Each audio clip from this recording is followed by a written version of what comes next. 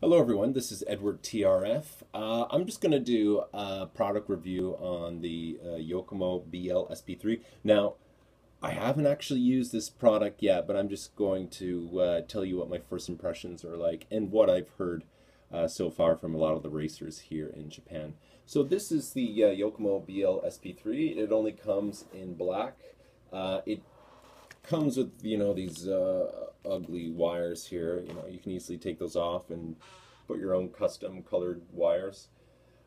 This speed controller is actually the best speed controller for 1/12 scale 2-cell stock racing.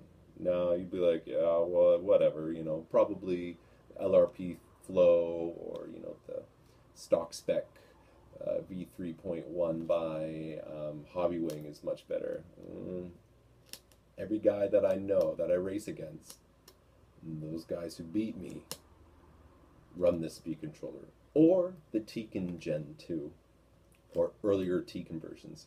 But a lot of guys run this speed controller here because of its size, its weight, its simplicity, and not only that, its price.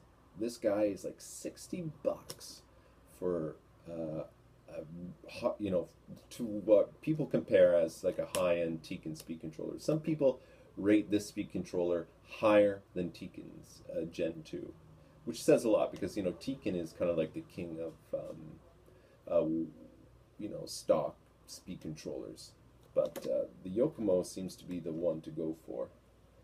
So this guy, I'll just give you the quick specs on this guy. Brushless LiPo or Life 2-cell.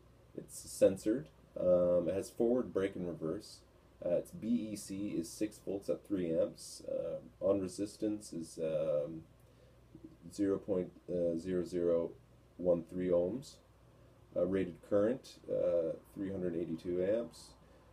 Motor limit is only to 8.5 turns. You can do super programming system, over temp protection, yes. Low voltage cutoff, yes.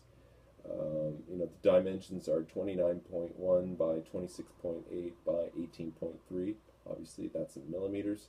And the weight without wires is 50 grams, which I weighed this without the wires, and it's not 50 grams. It's definitely like 29 grams. Maybe they made a mistake there. So I definitely weigh this, and it's about 27 grams, and that includes the power capacitor with the speed controller. But yeah, it's a great speed controller by the looks of it. I haven't tried it yet, but a lot of the guys that I race against use the speed controller, and they are super fast, super fast. And I talked to one of the fast guys at my local track who runs the speed controller, and I asked him, I'm like, why did you pick the speed controller? He's like, it's cheap, it's very light, and it's easy to program. Other speed controllers have a larger footprint, and also there's way too many functions to really tinker around with, which can kind of throw you off and can affect the overall performance of your car. Like adjusting throttle curves, etc., etc. He said this guy is simple, easy to use, and you just race, and you'll be up there with the rest of the boys. Now, one thing he did mention is changing out this power cap, this power capacitor. As you can tell, it's just your standard power capacitor. He mentioned to switch over to a larger power capacitor. He mentioned using like a power capacitor bank.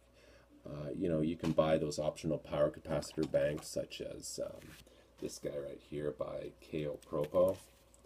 There you go, KO Propo offers one, and I use that on the majority of my speed controllers, especially for stock racing.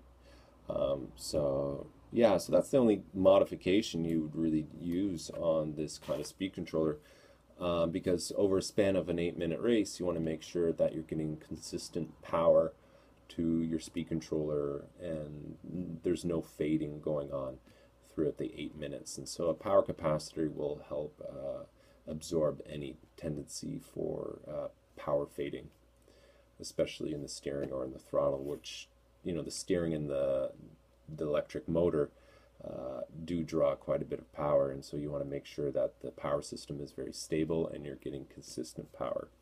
Unfortunately, this power cap doesn't necessarily do the job. One other thing, this guy is not ROAR approved, but it does have a blinky mode setting, so obviously for stock racing in Japan, you know, you just set the speed controller for blinky mode or zero timing. From what I gather from reading the manual, it does mention timing adjustments, so you can have advanced timing settings on the speed controller as well. So it's a nifty little speed controller. To give you a bit of a size comparison, this is the LRP flow. This is the footprint.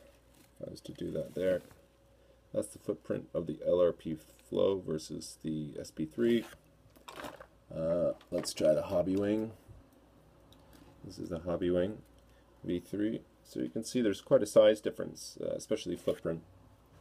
It's a lot larger on the you know, common brands. But this guy right here for stock racing, light, small, perfect for what you need for 1/12 scale stock racing. And yes, you can run this one cell, but you need to use what you call it. You can use like a receiver battery or a booster. And if you're going to choose a booster, I would highly recommend the RC Dynamics booster. This guy right here, which is the one that I use for one cell racing modified. Okay, I hope this video was helpful. It gives you a bit of an insight of what goes on here in Japan. So yeah, this speed controller is the go-to one.